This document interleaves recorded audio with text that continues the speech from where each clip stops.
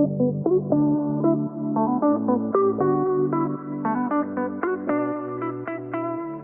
everyone, and welcome back to Turn This Way with me, your host, Jennifer Radkey. Let's start with a quick question. Are you the type of person who typically sees the glass as being half full or half empty? Today we are going to dive into the half full glass and look at the power of positivity.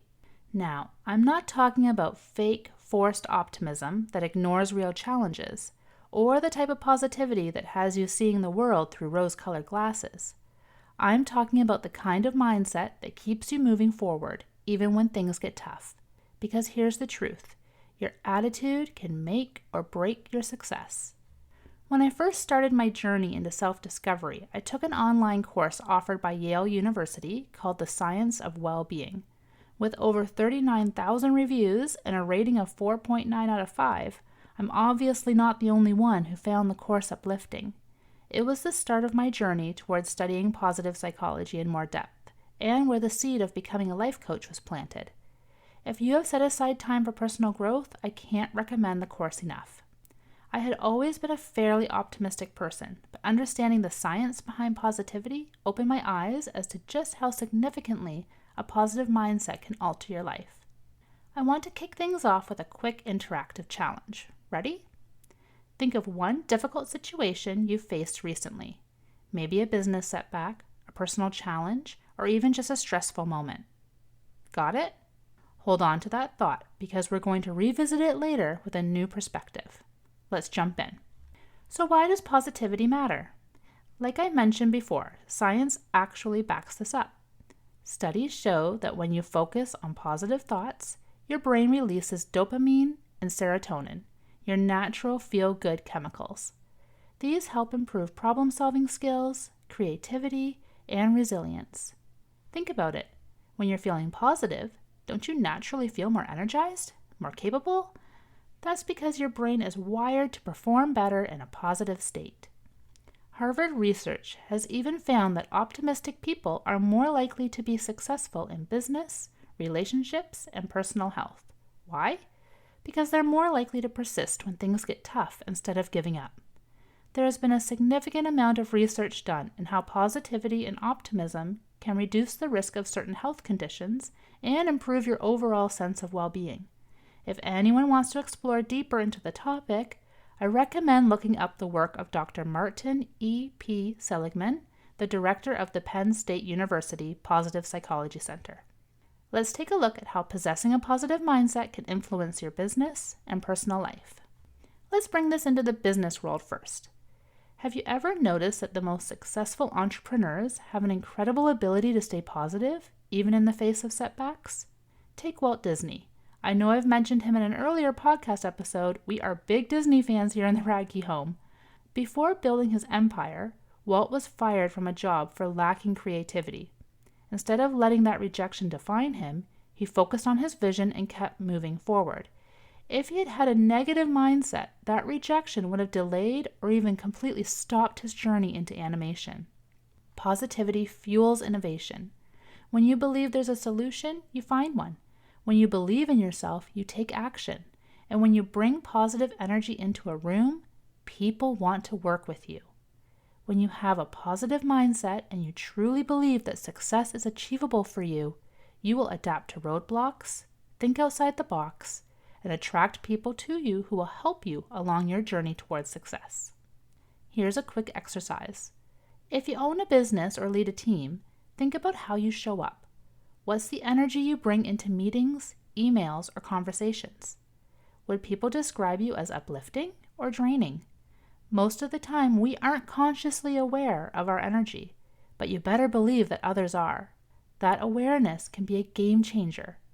Go ahead and check in with your energy every day this week and see what you notice. Now, let's talk about how positivity plays into your personal success. We all face challenges. Maybe you didn't get the job you wanted. Maybe a friend ghosted you. Maybe life just threw an unexpected curveball your way, which it does and will continue to do so. Here's where I want to revisit the situation you thought about at the beginning of this episode. Remember that challenge? Now, let's flip the script. Instead of asking, why is this happening to me? Ask, what is this teaching me? Accept the reality of the situation and then look for the silver lining. Looking for the silver lining doesn't mean that you don't acknowledge the dark cloud. It just means that you are not willing to allow that dark cloud to settle around you so that you no longer see clear skies. Think of a time when something didn't go your way, but later led to something even better. Maybe losing a job led to starting your dream business. Maybe a tough conversation strengthened a relationship. I experienced several toxic relationships before meeting Doug. I don't think I would have appreciated the incredible qualities he has that makes him such an amazing partner if I hadn't experienced those toxic relationships in the first place. I know we all have these stories. It's important to look back and remember that positivity can come from a negative situation. If you can train yourself to look for the lesson instead of just the loss, you'll become unstoppable. And if you lead a team, if you can train your team to look for the lessons instead of the losses, you are on the way to new levels of success. How do you do that? Lead by example, of course. The benefits of a positive mindset are endless, but let's be real for a minute. Staying positive is not always easy. Life can be frustrating, and toxic positivity isn't the answer. Don't force positivity 24/7. It's okay to feel disappointment or frustration or anger. The key is not letting those emotions control your actions. So, how do you stay positive without ignoring reality? Acknowledge the challenge, but don't dwell on it. Shift from, this is impossible, to, what's one thing I can do next? I love this rephrasing. A message I repeat often is that your words matter more than you know, especially the words we tell ourselves. There are few situations that are impossible. Focus on one small action, one step at a time. And then surround yourself with people who uplift you. This includes on your social media feed. Here's another interactive moment. The next time you find yourself spiraling into negativity, stop and write down 3 good things about the situation. It might feel silly at first, but this one habit can rewire your brain to focus on solutions instead of problems. All right, let's wrap this up with some action steps, because if you've been following the podcast, you know I love to leave you with some actions to take. If you want to bring more positivity into your life, try these. Do a gratitude check-in. Every morning, write down one thing you're grateful for. Try affirmations. Start your day with a powerful statement like, I am capable of overcoming any challenge. Or one of my favorite affirmations, I can do hard things. Try mindful reframing. When a setback happens, ask, what's the lesson here? Limit negative inputs. Reduce exposure to negative news or energy-draining people. And then celebrate the small wins. Don't wait for big milestones to feel successful. Acknowledge every step forward. And here's your challenge for the week. Choose one of these habits and commit to it for the next 7 days. Then DM me on Instagram and tell me how it's going. I'd love to cheer you on. To sum it all up, positivity isn't just about feeling good. It's about setting yourself up for success.